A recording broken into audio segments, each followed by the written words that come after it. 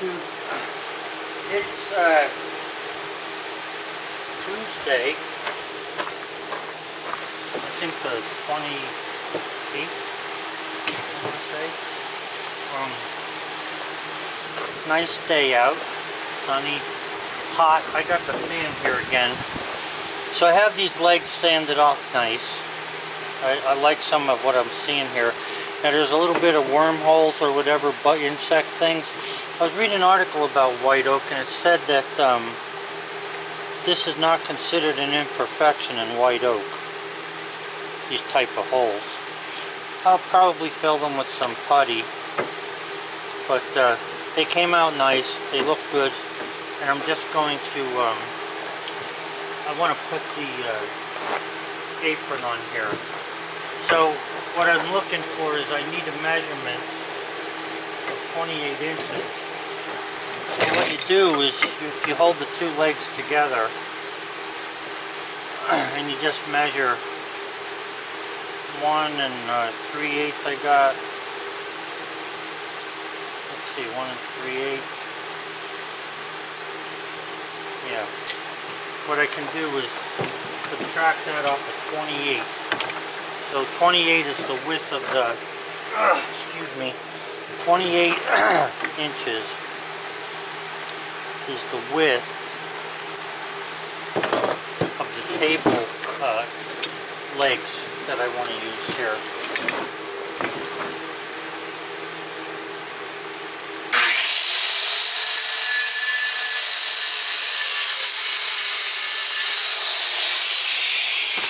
I want to have some square cut. So I'm going to take 28 and subtract 1 3/4 off that, or 2 3/4, 2 3/4.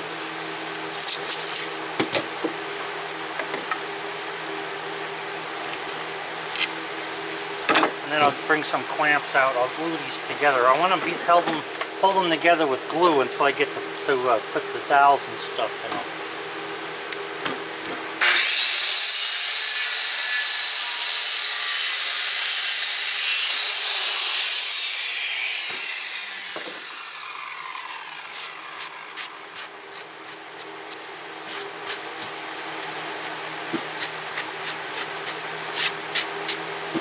This is a piece of sponge I got at Harbor Freight with some sandpaper on it. I just use that to scuff off some of the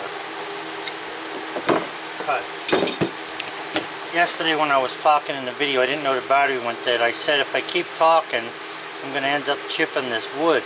So I went to shut the camera off, and right after I did, I chipped this. But I'm not making another leg because I don't have time for that, and I don't have any more white oak in 2-inch that is dried this well.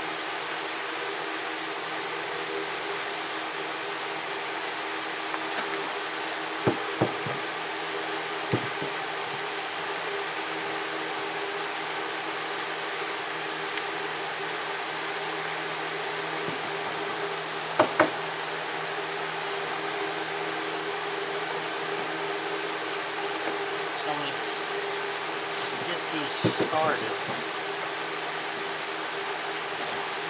Put a clamp on here to hold that together.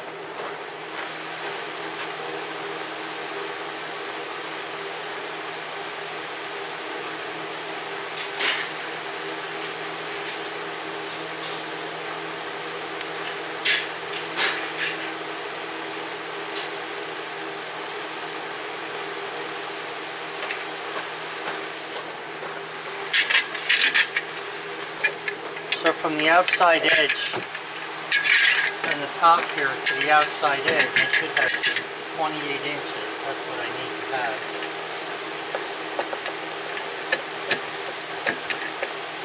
This clamp will pull this together.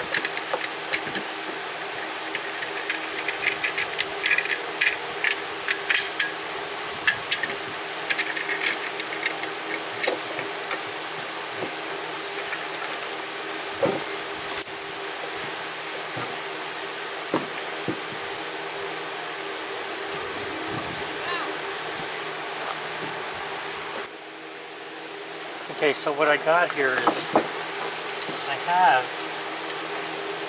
it's right on the button, 28 inches this direction. But down at the bottom here, where it's not tapered, it should be 28. So it's like 28 1/4. So I got to put a little bit of tension on there before the glue dries. Pull that together. Now the other one I made, this is the second one. The other one actually has a spacer on it because that one was a little the other way. And that happens when you're making the cut by hand.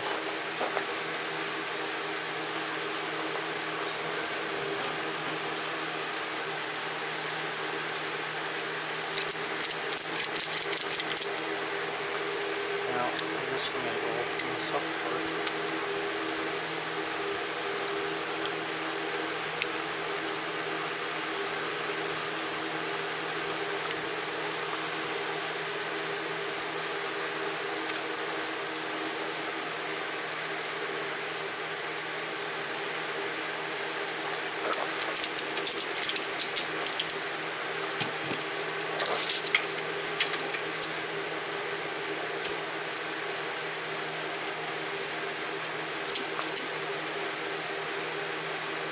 So we're right at 28 inches there.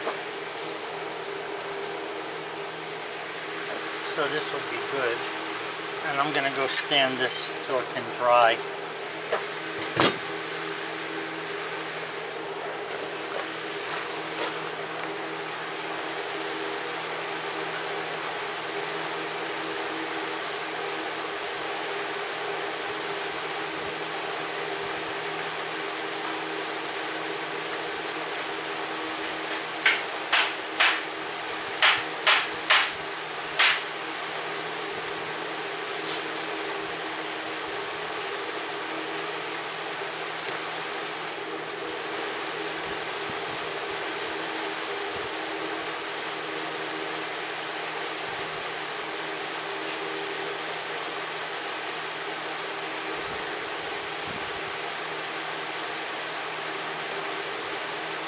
Okay, so I got those long sides. Now we're going to cut the board for the short side. The width of that table is 13 and a half. The, not the table, but the bench top is 13 and a half. So I'm going to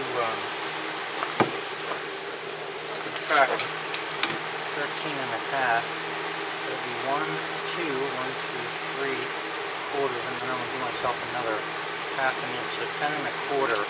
That'll give me a little bit of overhang at the front and back, because I'm still not set on whether I want to put a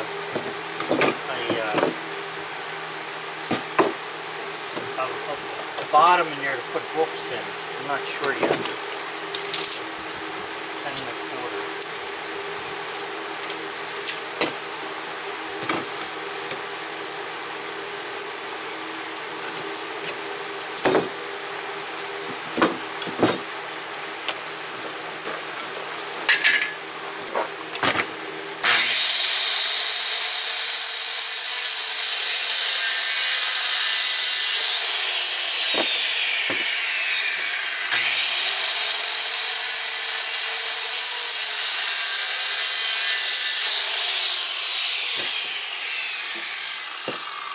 Hold off on gluing these to those other legs until they stiffen up a little bit. I don't have to wait, you know, a whole day for them, but just so that they stiffen up, and then I can put clamps the opposite way and put these two pieces in there. Now I did turn some small dowels out of white oak, and I'm going to use them to hold this together, but I'm not sure yet of how I'm going to do that. Oh, it looks like somebody brought me some M&Ms when my back was turned. Well, I guess I'm gonna have to eat them. It's too hot out, they might melt. Be back with more in a little bit. Okay, so now I'm working the top. This top has got to be sanded. It's nice and flat. I should probably use the other side just because of the way the annual rings are here. They're going like this. It would have been nice to have a piece of quarter sawn. Of course, it for all intents and purposes, it's almost from the middle of the tree. It's quarter sawn basically to right here on both sides, and then you got the middle of the tree. But it's nice and flat. I think I'll use this as the top. This way it's got to bend that direction. Yeah, it's a good piece of wood there. So anyway, I'm using this file. It's a flat file on one side. It's a pretty coarse file. Not a rasp exactly, but halfway there. So I'm going to use that to just brush up the edges here. Make sure it's fairly smooth.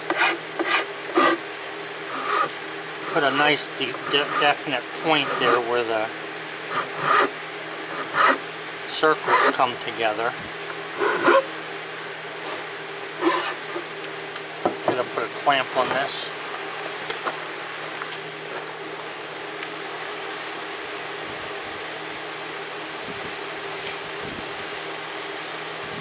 I was telling one of my viewers that in a comment, the thing that I miss most about Carmine, I mean, there's a lot, he's a good helper, there's no doubt about that. But what I miss most about him is that I taught him where all my tools go. And, you know, you learn that as you're working. And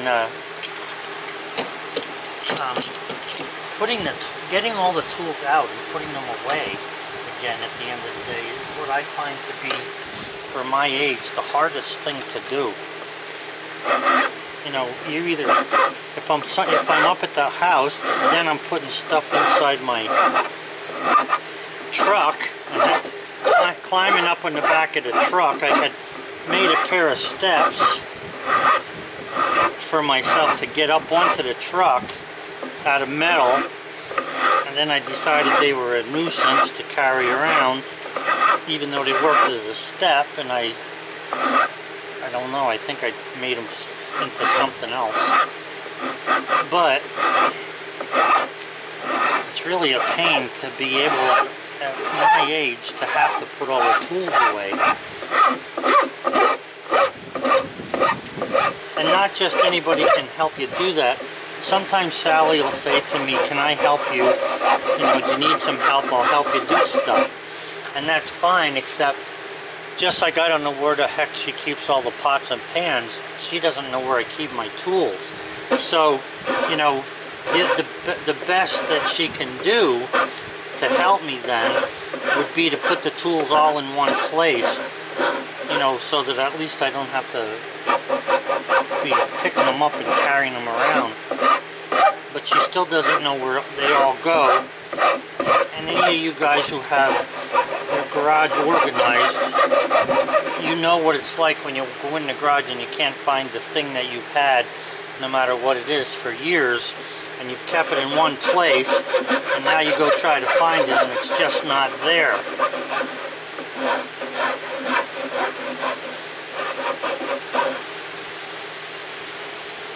Making these as nice as you can make them with this file is going to make it easier for the router to follow a good path, because the router is going to cut a pretty big chunk out of this, and I want it to look nice when it's all done.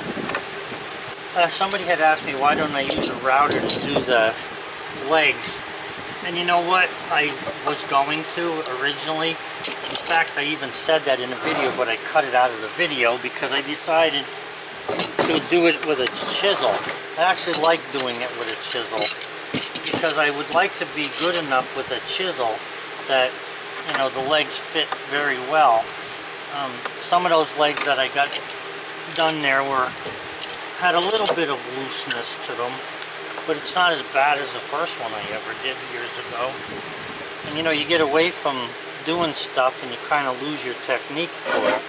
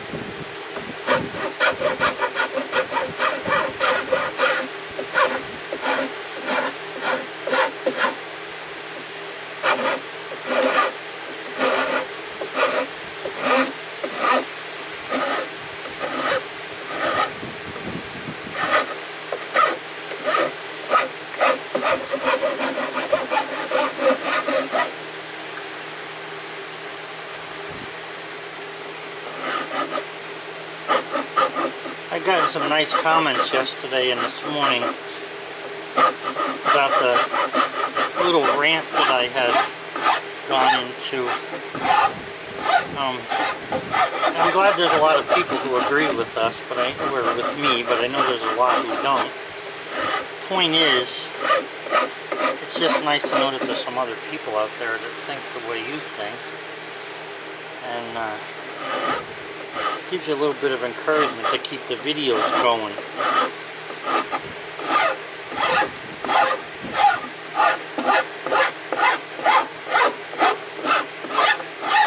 I'll be going over this with some sandpaper later, but if I do it with the file cuts just enough roughness in there that the sandpaper can handle it pretty nicely.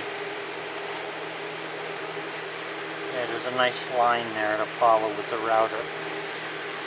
So anyway, I got a bunch of nice comments, and appreciate that. Also, I think that you know, when we were raising our kids, they saw us working, and they saw us working hard. Whether they work that hard or not isn't, you know, what makes us love them or not. But if they don't work and they're able to work, you know, we consider that just being plain old lazy. Now, we really don't have that problem, and if somebody's sick, then that's, you know, a different story. But you know, in life, sometimes you got to ask yourself questions. You think you're doing something right, and then, you know, you need to ask yourself, are you hurting someone else with the way you're doing things? Or are you helping somebody? So we find that helping somebody is much better than going through life trying to hurt people because you're mad at the world.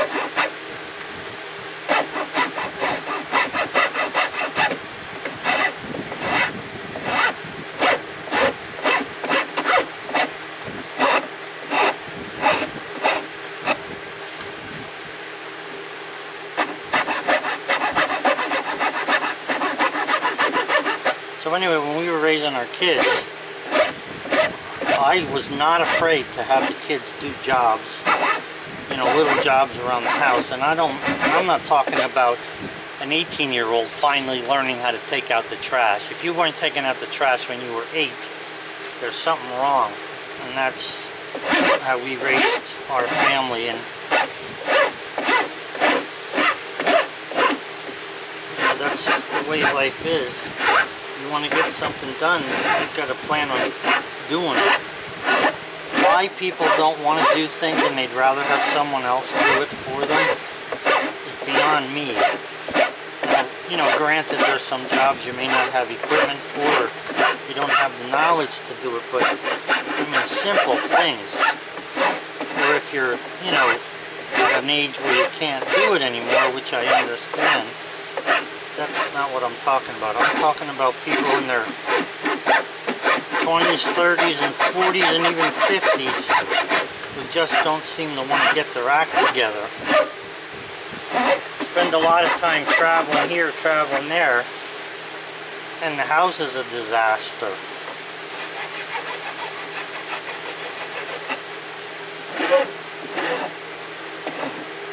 Doesn't make sense to me, but I'm not their judge either.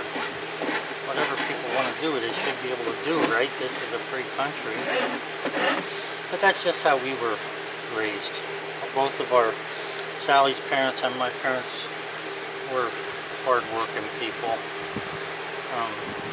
What we did when we got married and tried to make things go, then what we did was we would talk a lot about where we think our parents may have gone wrong with certain things or how they handled something. A large percentage of what they did we hung on to, but there were some little things, you know, that you want to change.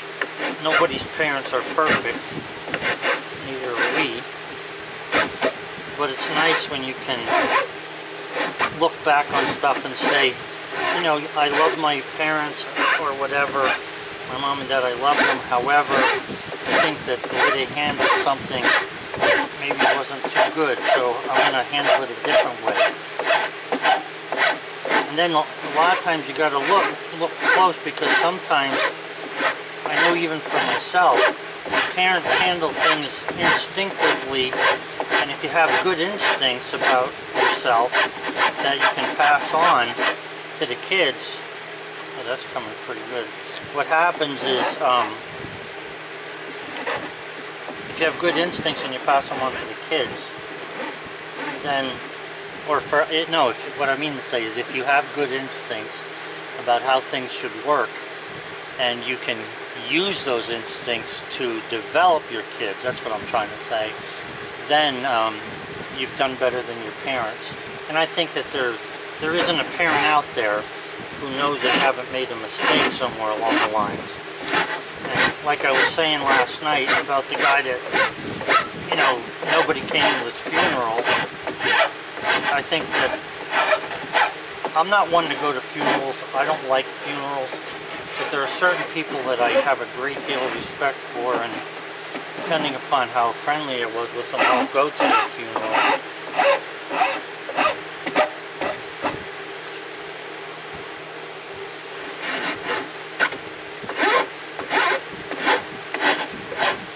Sometimes we have these problems in our life where we're arguing with one another about stupid stuff, and it usually is stupid stuff, or money, which is actually stupid stuff, because let's face it, you can always get more money in this country. All you do is work for it,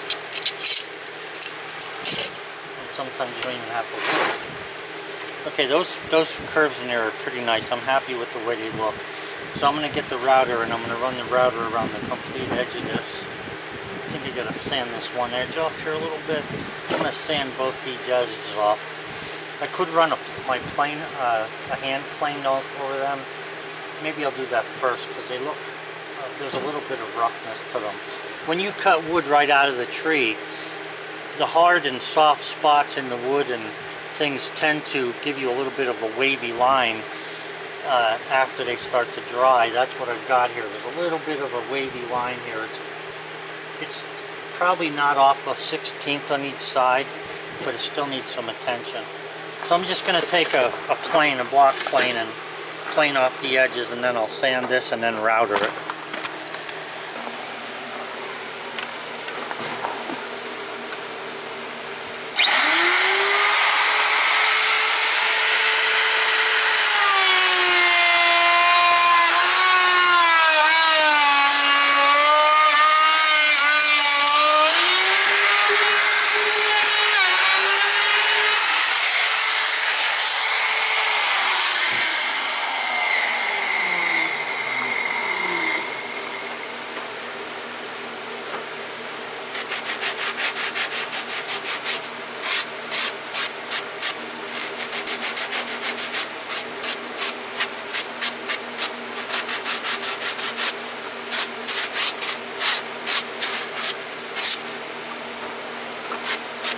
Like that.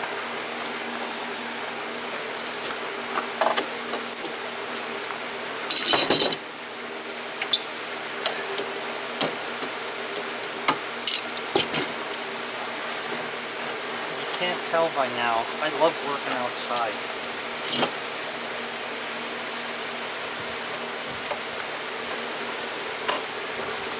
I hate wintertime. I like wintertime, but the part I don't like about winter is that I can't work outside. It's too cold.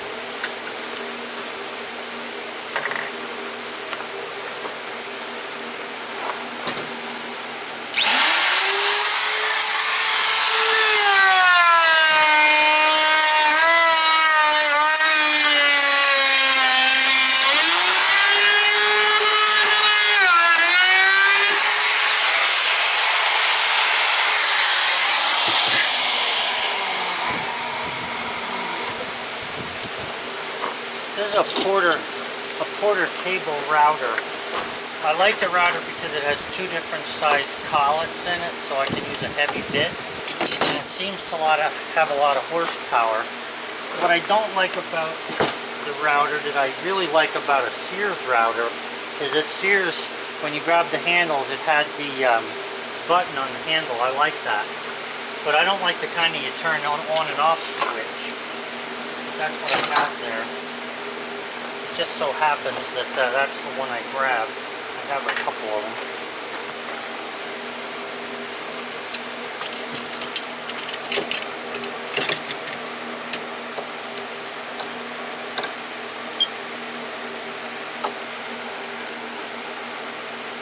These clamps, I was down at Grizzly's. Grizzly had an office or a showroom in Pennsylvania. They don't have it anymore, they closed it. Probably they weren't selling enough stuff, but anyway, they had a showroom in Pennsylvania and they were having a sale on these. I think I paid like $2.50 for these clamps. They come in pretty handy. They're very loose though, and they're not the greatest because the spring that goes inside the handle sometimes falls out. But they're pretty handy for a lot of things. They were on sale when I bought them.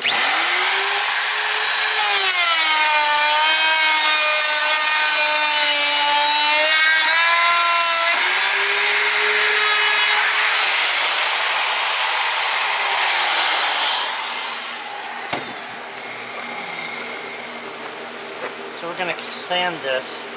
Put a little bit of a rounded edge on this, not much, just whatever sandpaper will do to it. But I'd like the top of it to have a nice smooth finish to it. So I'm going to sand that thing pretty much. And then I'll start putting, I don't know if I'm going to stain this or not. This white oak isn't as nice as red oak. So it doesn't, I don't know how it's going to take the stain. I got a piece left in there. You know, that piece I cut off I showed you the other day as a template or a pattern. I'm going to use that and see what it's going to look like, and then I'll know whether I should stain it or not.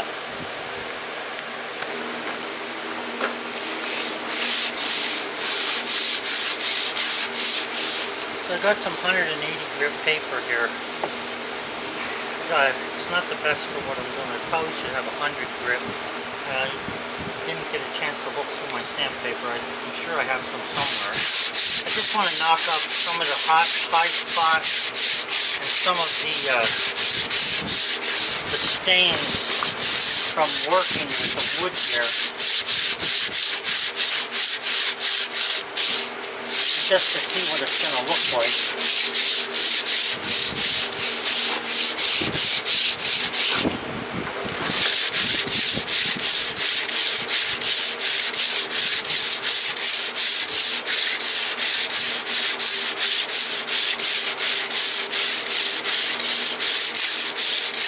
I'm going to end up staining this, something that they call golden oak. But before I do, I'm going to get that piece of mock-up that I was working with and see if what it'll look like once I put stain on that. If you look at those, this template here, or not template, mock-up, this is natural wood, there's nothing on it. This is dark walnut. I've always liked this color of stain called Special Dark Walnut, but it doesn't look good on walnut. It looks good on pine.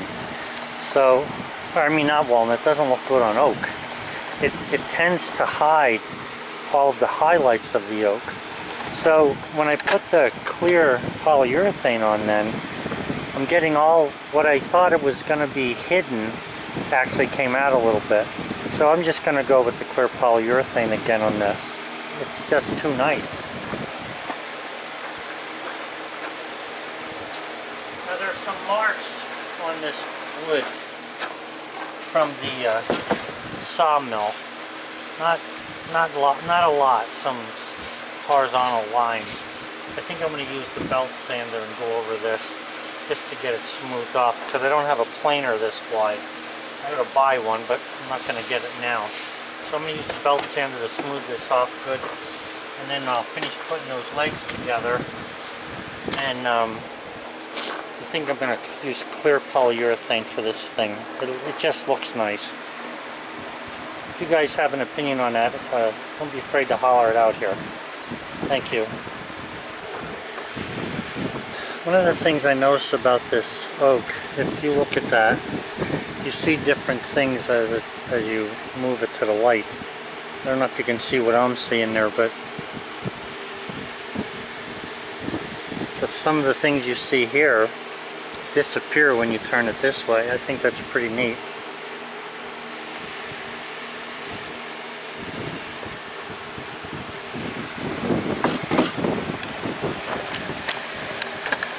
This is the top, which you can probably guess.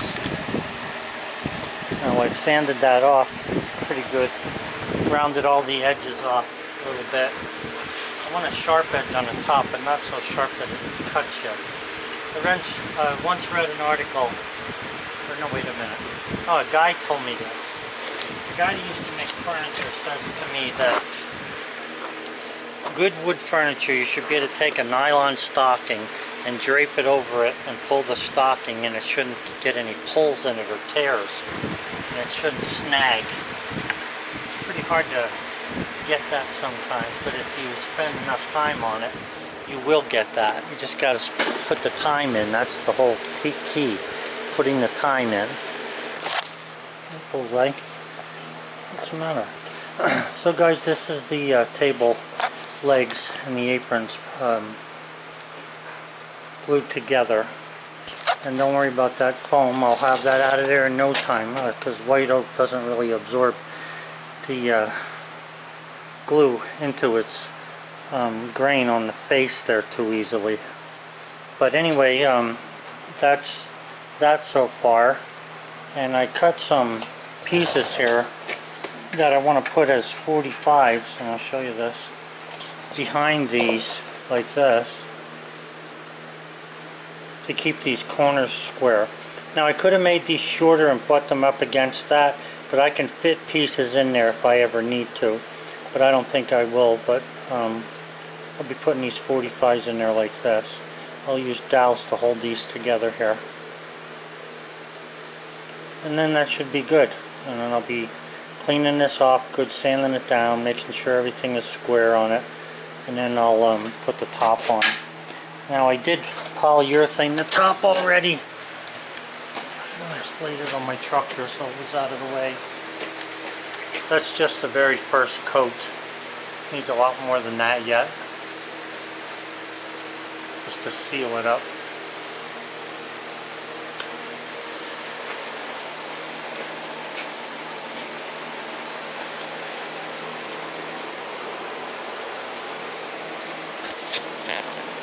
So we're looking like we're in good shape with this. It shouldn't take me more than another day, I would say, to get this thing, maybe a day or two, to get it sanded off and put together and polyurethaned enough coats to be sending it on its way. Thanks for watching, guys, and I should be getting back to the sawmill hopefully tomorrow. I'm hoping to have this to a point where I don't have to be fooling with it all day, little things. And then I'll be working on that.